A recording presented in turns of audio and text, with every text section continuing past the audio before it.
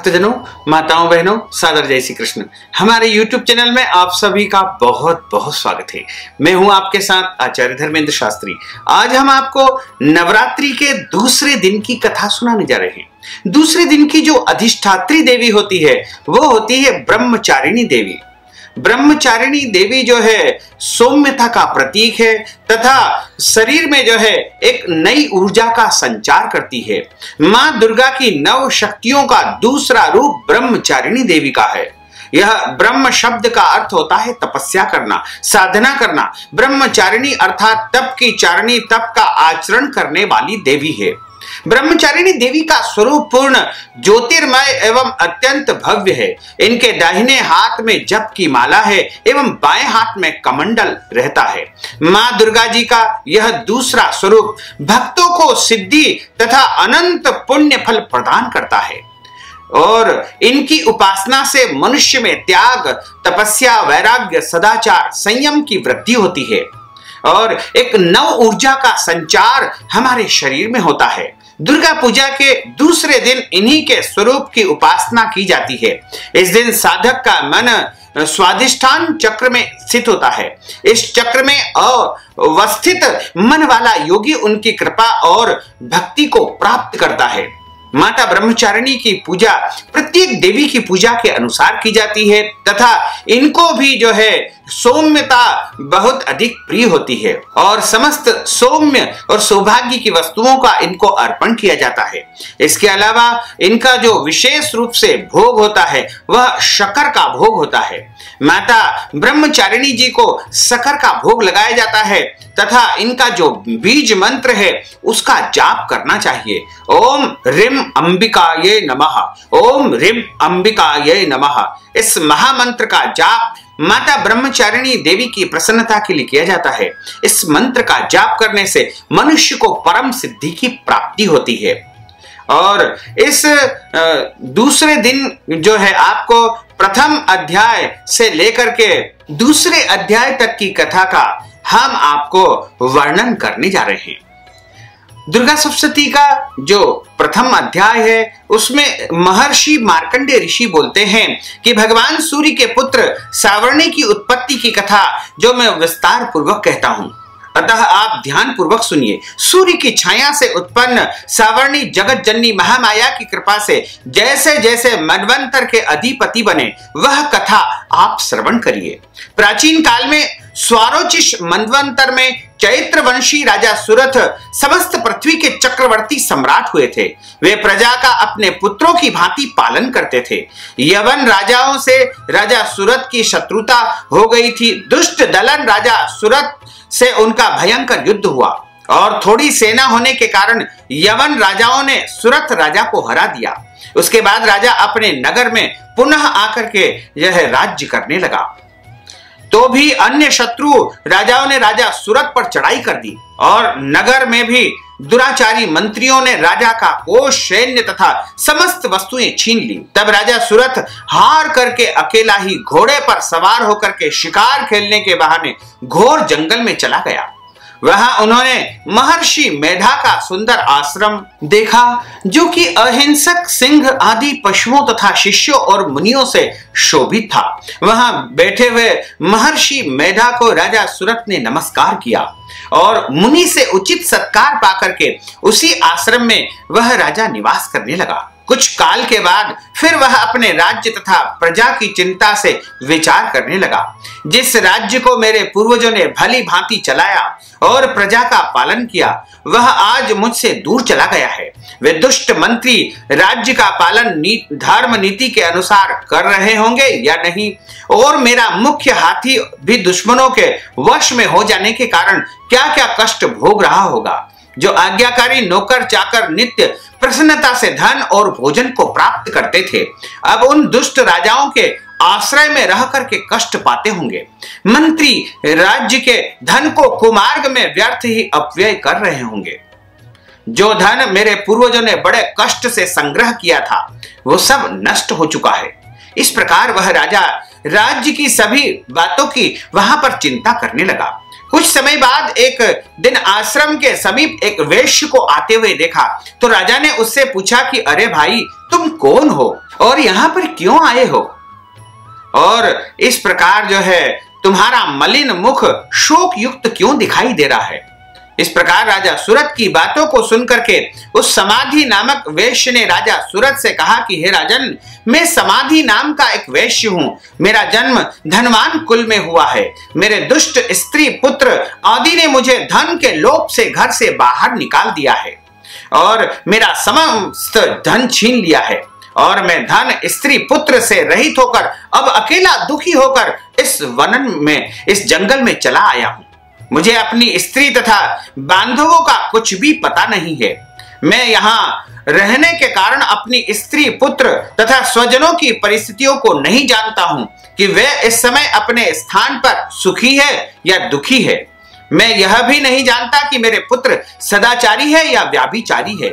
राजा बोला कि जिन स्त्री पुत्रादि ने तेरे धन संपत्ति को छीन लिया है, फिर उन्हीं के प्रेम में तेरा मन क्यों चला जा रहा है? वह वैश्य कहता है कि आपने मेरे विषय में जो भी बातें कही वह वास्तव में सत्य है, परंतु मैं क्या करूं, मेरे चित्त में कठोरता उत्पन्न नहीं होती।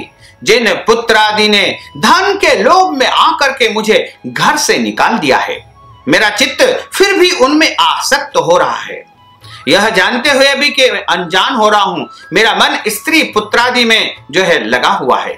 इसी से ऊर्ध्व श्वास चल रहे हैं। मुझे इसका दुख है और मेरा मन खिन्न है।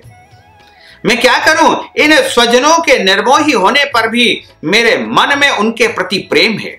मार्कंडेय ऋषि बोले कि हे द्विश्रेष्ठ, तत्पश्चात राजा सूरत और समाधि वैश्य दोनों मिलकर के मेधा मुनि के समीप गए और प्रणाम करके बैठ करके मेधा ऋषि से कथा प्रसंग करने लगे। राजा बोला कि हे भगवान, मैं आपसे एक बात पूछना चाहता हूं। आप कृपा करके बताइए कि हे महाराज, मेरा मन वश में नहीं है, इसमें मुझे दुख है। गए हुए राज्य तथा अन्य सभी स्त्री पुत्र बांधवों की ममता मुझे अभी तक बनी हुई है। हे मुनि श्रेष्ठ, यह जानते हुए भी मेरा स्नेह उनसे अज्ञानियों की भांति विशेष बढ़ता जाता है और इस समाधि वैश्य को इसके स्त्री पुत्रादियों ने त्याग कर दिया है तथा इसे घर से बाहर निकाल दिया है। यह भी उनमें अत्यंत आसक्त रहता है। इसी तरह हम दोनों बहुत दुखी हैं। हे महाभाग, उनके दोषों को जानते हुए भी हम दोनों का हृदय उनके प्रति ममता में आसक्त रहता है। इतना ज्ञान होते हुए भी ऐसी ममता क्यों है? हम दोनों को अज्ञानियों की भांति मूर्ता क्यों उत्पन्न हो रही है? महर्षि मेधा ने कहा कि समस्त जंतुओं को जानने योग्य ज्ञान होता है। हे महाभाग, सभी प्राणी पृथक पृथक होते हुए भी कोई दिन में नहीं देखते, कोई रात्रि में नहीं देखते और कोई दिन रात्रि में समान दृष्टि रखते हैं। सभी पुरुष ज्ञान युक्त है, यह सत्य है, इसमें संदेह नहीं है। केवल उनमें ही नहीं, सभी पशु पक्षी मृगादि में भी मनुष्य की भांति ज्ञान होता है, स्थूल ज्ञान होता है। जैसे मनुष्य में आहार आदि की इच्छा उत्पन्न होती है, वैसे ही पशु पक्षी आदि में भी आहार विहार निद्रा मैथुन आदि की इच्छा उत्पन्न होती रहती है। और ज्ञान होने पर भी पशु पक्षियों की भांति भूखे होने पर भी ममतावश अपने बच्चों को चोंच में स्नेह से चुगा देकर के प्रसन्न होते हैं। हे राजन, मनुष्य भी अपने पुत्र पौत्रों के साथ में इसी भांति बर्ताव करते हैं। वह पालन पोषण इस इच्छा से करते हैं कि जब हमारी वृद्धावस्था आएगी तब हमारा पालन पोषण हमारे बच्चे करेंगे। क्या तुम यह नहीं देखते हैं कि पुत्रादि उनका भरण पोषण न भी करे तो भी माता पिता तो उनका करते ही है, क्योंकि विश्व की स्थिति को रखने वाली महामाया के प्रभाव से वे मोह के गड्ढे में डाल दिए गए हैं। इसमें कोई आश्चर्य नहीं है, क्योंकि यह भगवान विष्णु की योग निद्रा है जिसमें संसार मोहित हो जाता है। यही भगवान की महामाया है। यही भगवती देवी बड़े बड़े ज्ञानियों के चित्त को जबरदस्ती खींच करके मोह में डाल देती है और यह महामाया के कारण ही व्यक्ति जो है मनुष्य वशीभूत होता है। और यह महामाया देवी ने ही चराचर विश्व को उत्पन्न किया है और यह देवी प्रसन्न होकर के भक्तों को वरदान देती है जिससे मुक्ति मिलती है। वही मुक्ति की परम हेतु और सनातनी ब्रह्म ज्ञान स्वरूपा विद्या है। राजा बोला कि हे भगवान, आप जिसे महामाया कहते हैं वह कौन सी देवी है और हे द्विज, वह देवी कैसे उत्पन्न हुई है और उसका क्या कार्य है, उसका स्वभाव, स्वरूप, उत्पत्ति आदि के विषय में मैं आपके मुखारविंद से श्रवण करना चाहता हूं। सो आप सभी वृत्तांत कृपा करके मुझे सुनाइए। ऋषि ने कहा कि वह देवी नित्य है तथा सब चराचर में व्याप्त है, तथापि उसकी उत्पत्ति अनेक भांति से है। उस कथा को मेरे द्वारा तुम जरूर सुनो। यह भगवती देवताओं की कार्य सिद्धि के लिए उत्पन्न होती है और अजन्मा उत्पन्ना कहलाती है। जब भगवान विष्णु संपूर्ण विश्व को त्याग अनंत में जल ही जल करके योग निद्रा में शेष शैया पर शयन कर रहे हैं, उस समय विख्यात मधु और कैटभ नामक दो असुर भगवान विष्णु के कान के मेल से पैदा होकर के ब्रह्मा जी को मारने के लिए तैयार हुए। ब्रह्मा जी विष्णु भगवान की नाभि कमल पर स्थित है। उन दोनों भयंकर असुरों को मारने को आता देख करके, भगवान विष्णु को सोता हुआ देख करके ब्रह्मा जी योग निद्रा की प्रसन्नता के लिए एकाग्र मन से देवी की स्तुति करने लगे, जिससे कि भगवान विष्णु के नेत्रों से भगवती योग माया अपना प्रभाव हटा ले और भगवान जाग जाए। यह योग माया विश्वेश्वरी जगन माता स्थिति संसार को जो है पालन करने वाली, संहार करने वाली है। भगवान विष्णु की अतुल तेज वाली निद्रा स्वरूप अनुपम शक्ति है। ब्रह्मा जी बोले कि हे महामाये, तुम स्वाहा हो, देवताओं को पालने वाली, तुम स्वधा पितृश्वरों का पोषण करने वाली हो, तथा तुम ही वशटकार स्वर इंद्र को यज्ञ का हिस्सा पहुंचाने वाली हो। अमृत भी तुम हो, अक्षर में ऊ मात्रा तुम हो, तथा नित्य आदि मात्रा व्यंजन भी तुम हो। हे देवी, तुम ही संध्या हो, सावित्री हो, संसार की जननी हो। हे मातेश्वरी, विश्व को उत्पन्न, पालन और संहार करने वाली आप ही हो। रचना काल में सृष्टि रूप तथा पालन काल में स्थिति स्वरूपा आप हो और संहार काल में संहार स्वरूपा आप हो। आप ही महाविद्या हो, महामाया हो, महामेधा हो, महास्मृति हो, महामोहा हो, महादेवी हो, महासुरी हो। आप ही समस्त चराचर के तीनों गुणों सत्व रज तम को उत्पन्न करने वाली हो। आप ही काल रात्रि हो, प्रलय स्वरूप महारात्रि तथा दारुण मोह रात्रि हो। आप ही ईश्वरी और बुद्धि को बोध स्वरूपा हो। लज्जा, पुष्टि, तुष्टि, शांति, क्षमा आप ही हो। हे मातेश्वरी, आप खड्ग, शूल, घोर गदा, शंख और चक्र, धनुर, बाण, भुषुंडी, परिक आदि अस्त्र शस्त्रों को धारण करने वाली हो। हे देवी, आप ही सौम्यता हो तथा संसार में आप ही अति सुंदरा हो। पर हो आप हो, अपर हो, श्रेष्ठ आप हो, परमेश्वरी आप हो। हे अखिलात्मिक सत और असत जो कुछ है उनमें सबकी शक्ति आप ही हो। मैं आपकी कैसे प्रार्थना करूं? जो इस विश्व की रचना, पालन और संहार करते हैं, उन भगवान विष्णु को आपने अपने निद्रा के वश में कर लिया है। फिर भला बताइए, और कौन आपकी प्रार्थना करने में समर्थ है, जबकि आपने भगवान विष्णु, शंकर और ईशान तथा मुझे जो है शरीर ग्रहण कर लिया है। आप तो अपने प्रभाव से स्वयं प्रशंसित हो। मधु और कैटभ, इन दोनों महा दुष्टों को आप मोह लीजिए और विश्ववती भगवान अच्युत को जगाइए। दोनों महाअसुरों का संहार करने के लिए भगवान को आप बुद्धि प्रदान कीजिए। ऋषि बोले कि इस प्रकार जब ब्रह्मा जी ने मधु और कैटभ असुरों के संहार के लिए तथा भगवान विष्णु को जगाने के लिए तामसी देवी की प्रार्थना की, तो उसी समय भगवान विष्णु के नयन, मुख, नाक, भुजा, हृदय और वक्षस्थल से निकल करके अव्यक्त योग माया उपस्थित हो गई और योग निद्रा से भगवान जनार्दन जाग पड़े। उसके बाद भगवान विष्णु ने उन पराक्रमी वीरवान मधु और कैटभ असुरों को देखा। ब्रह्मा जी को खाने के लिए जिनकी आंखें लाल हो रही थी, तब भगवान विष्णु ने शेष सैया से उठ करके उन असुरों से 5000 वर्ष तक बाहु युद्ध किया। अति बलशाली महाउन्मत्त दोनों असुरों को महामाया ने मोहित कर रखा था। अतः दुष्टों ने भगवान से कहा कि आप हमसे वरदान मांगो। भगवान ने कहा कि यदि तुम मुझ पर प्रसन्न हो तो मेरे हाथों से तुम्हारी मृत्यु हो।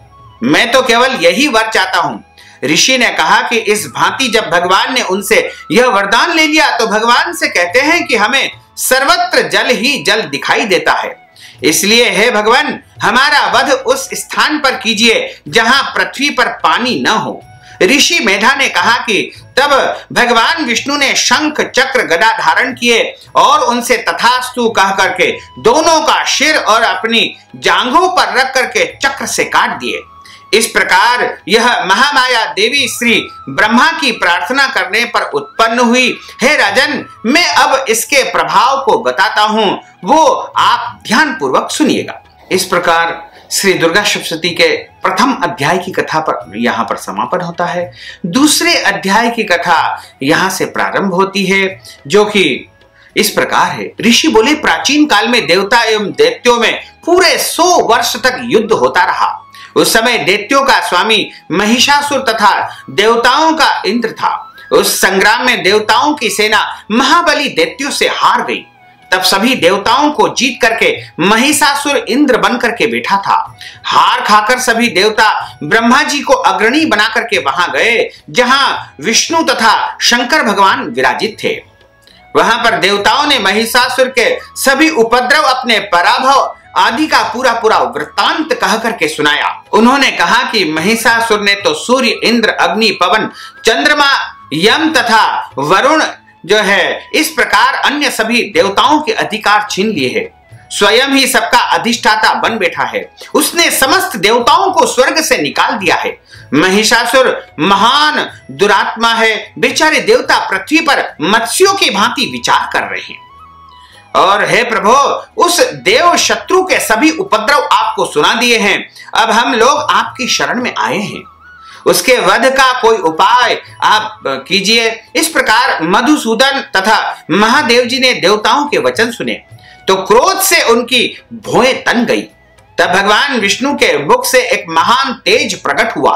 उसी प्रकार ब्रह्मा तथा शंकर जी के मुख से भी तेज प्रकट हुआ। दूसरे इंद्र आदि देवताओं के शरीर से महान तेज वहां पर प्रकट हो गया। सभी देवताओं तथा ब्रह्मा विष्णु महेश के तेज से मिलकर के वहां पर एक तेज पुंज इतना उग्र प्रकट हो गया जैसे जलता हुआ पहाड़ हो। देवताओं ने देखा कि उसकी ज्वालाएं समस्त दिशाओं में फैल रही है।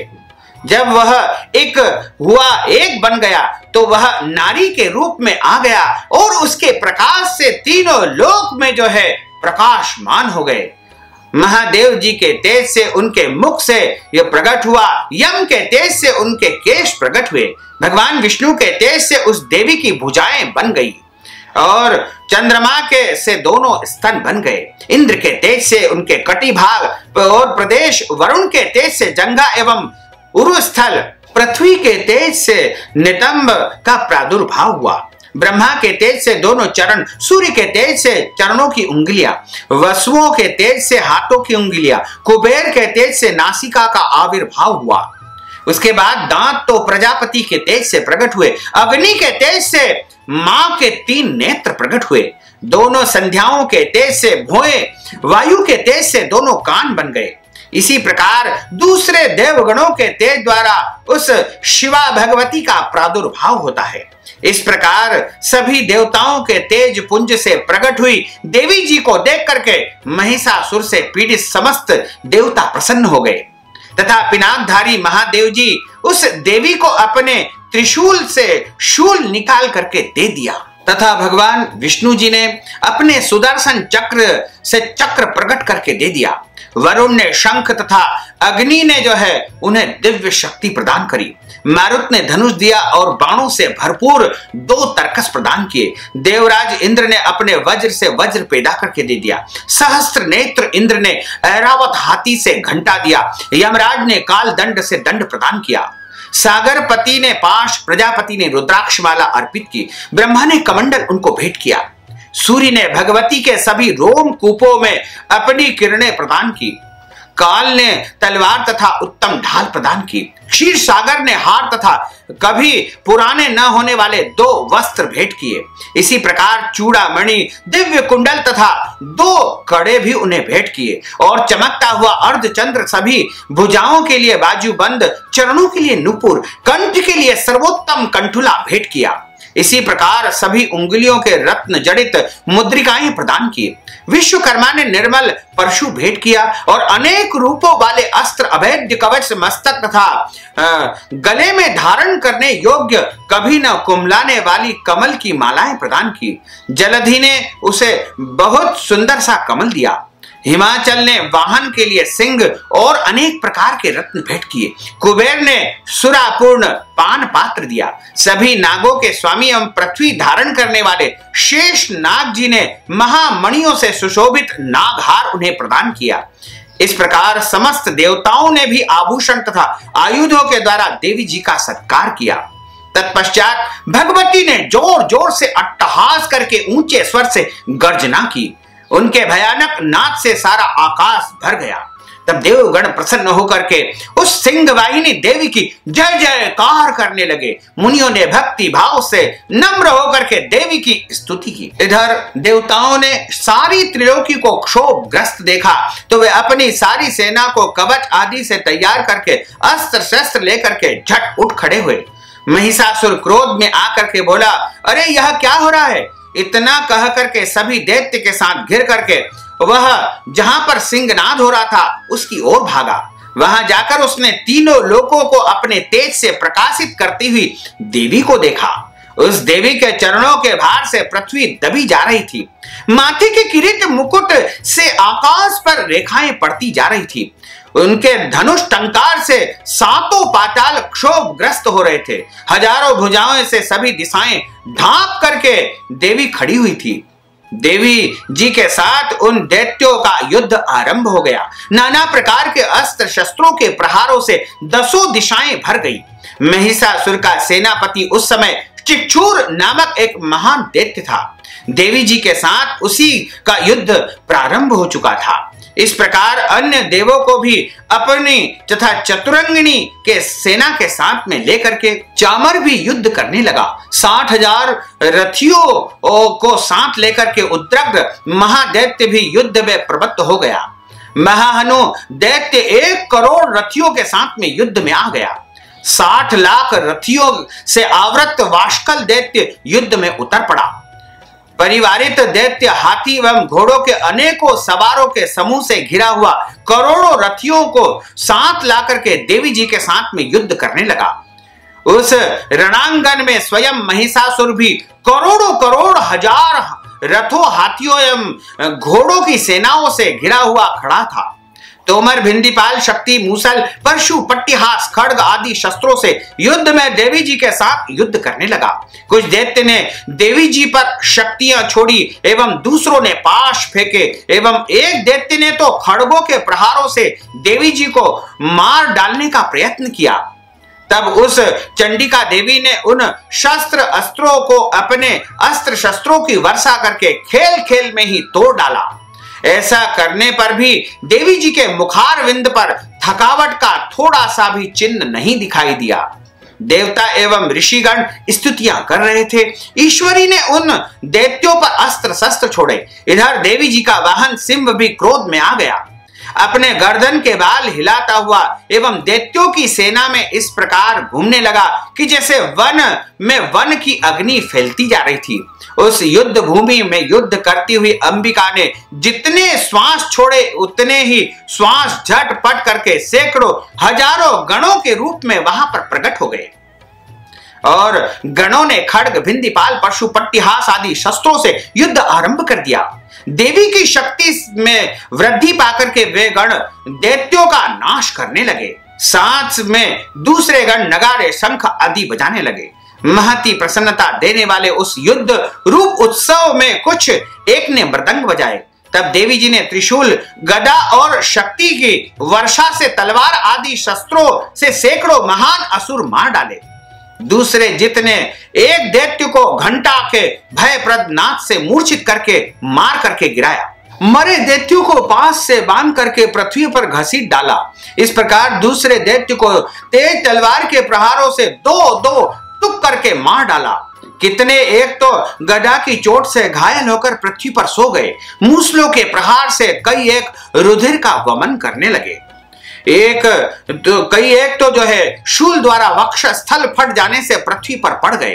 कितने एक दैत्यों को बाणों की वर्षा द्वारा युद्ध भूमि से काट गिराए। श्वेन बाज पक्षी भी की भांति आक्रमण करने वाले देव शत्रु दैत्य प्राण छोड़ने लगे। कितने एक दैत्य की तो भुजाएं कट गई, दूसरों की ग्रीवाएं छिन्न भिन्न हो गई। कई एक दैत्य के तो सिर कट गए, दूसरे मध्य में विदीर्ण हो गए। कुछ दैत्य की जंघाएं कट गई और पृथ्वी पर गिर गए, और कुछ एक दैत्य को तो जो है भुजा, एक आंख, एक पांव वाला और दो दो टुकड़े उनके हो गए। कई दैत्यों के सिर कट कट करके वहां गिर चुके थे। परम क्रुद्ध होकर के वे कवंड धड़ में देवी जी से कई एक तो जा जाकर के गुस्से में लड़ने लगे, और कई एक धड़ नगाड़ों के लय ताल पर नाचने लगे। सिर कटे कितने एक धड़ हाथों में तलवारें, शक्तियां, रिष्टियां लेकर के घूम रहे थे, और कई एक महाअसुर देवी जी को ठहरा जाकर के ठार ठार यह कह करके ललकारने लगे। मार मार कर गिराए हुए हाथी, रथी, घोड़े एवं दैत्यों की लाशों के द्वारा जहां महायुद्ध हो रहा था, वहां की पृथ्वी इस प्रकार भर गई कि वहां आना जाना कठिन हो गया था। वहां सेना एवं असुरों के रुधिर पान से रुधिर होकर बड़ी बड़ी नदियां रुधिर की बहने लगी थी। जगदम्बा ने एक क्षण में ही दैत्यों की महती सेना का इस प्रकार नाश कर दिया जैसे लकड़ियों के ढेर को अग्नि जला करके राख कर देती है। देवी का वाहन सिंह अपने बालों को छटकटाता हुआ, बड़ी गर्जना करता हुआ दैत्यों के शरीर से मानो प्राण चुन चुन करके निकाल करके फेंक रहा है। देवी जी उन गणों ने महाअसुरों के साथ में बड़ा युद्ध किया, जिससे देवता प्रसन्न होकर के आकाश मंडल पर देवी की जय जयकार करने लगे तथा पुष्प वर्षा करने लगे। इस प्रकार यहां पर इस कथा का समापन होता है। भक्तजनों, माताओं, बहनों, यदि आप कथा के निमित्त दान दक्षिणा प्रदान करना चाहते हैं तो हमारे पेटीएम के माध्यम से, गूगल पे के माध्यम से, फोन पे के माध्यम से या अकाउंट नंबर के माध्यम से धनराशि आप हमें प्रदान करके पुण्य लाभ प्राप्त कर सकते हैं। बोलिए जगदम्बे मात की जय। अच्युतम केशवम राम नारायणम कृष्ण दामोदरम श्री वासुदेवम हरे श्रीधरम माधवम गोपिका वल्लभम श्री जानकी नायकम श्री रामचंद्रम भजे जानकी मनोहरम सर्वलोक नायकम श्री शंकरादि सेवितम पुण्य नाम कीर्तनम श्री राम राम राम राम राम नाम तायकम रामकृष्ण वासुदेवा भक्ति मुक्तिदायकम रामकृष्ण वासुदेवा भक्ति मुक्तिदायकम रामकृष्ण वासुदेवा भक्ति मुक्तिदायकम। भक्तजनों, माताओं, बहनों, इस ज्ञानवर्धक वीडियो को आप अधिक से अधिक लोगों को शेयर करिएगा, लाइक करिएगा, कमेंट करिएगा, और यदि अभी तक आपने सब्सक्राइब नहीं किया तो अभी और इसी समय सब्सक्राइब अवश्य कर लीजिए। आपको और आपके पूरे परिवार को सादर जय श्री कृष्ण, सादर धन्यवाद।